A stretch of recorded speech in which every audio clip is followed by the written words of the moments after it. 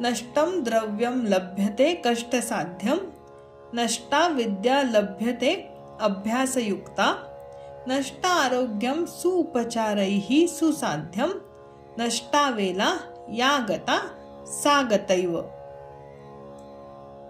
नष्टम द्रव्यम लभ्यते कष्टसाध्यम म्हणजे नष्टम द्रव्यम, जी संपत्ती निघून गेली आहे, नष्ट झाली आहे, ती कष्टसाध्यम म्हणजे भरपूर कष्ट करून गेलेली संपत्ती परत मिळवता येते।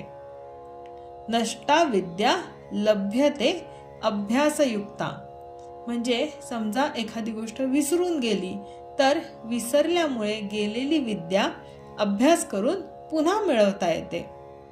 नष्ट आरोग्यम सुउपचारैः सुसाध्यम म्हणजे जर तब्येत खराब झाली असेल तर चांगले उपचार करून आपल्याला आपली तब्येत, आपले आरोग्य सुधारता येते।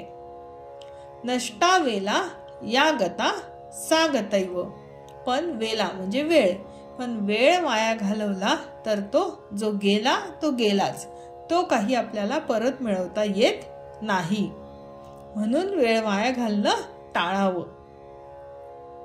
वेळ हाच पैसा आहे, ते काही खोटं नाही, कारण आपण पैशाने सर्व काही विकत घेऊ शकतो, पण वेळ कधीच विकत घेऊ शकत नाही।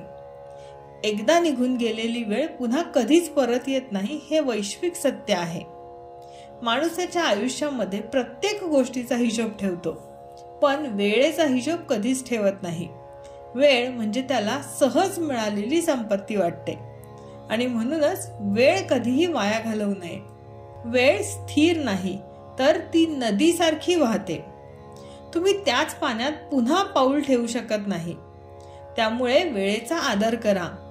इतर गोष्टी परत मिळतीलही, पण तुमचा आजचा दिवस परत मिळणार नाही। आजच ठरवा तुम्ही तुमच्या आयुष्यातील सर्वात महत्त्वाची कोणती गोष्ट आहे जी आत्ताच करणार आहात।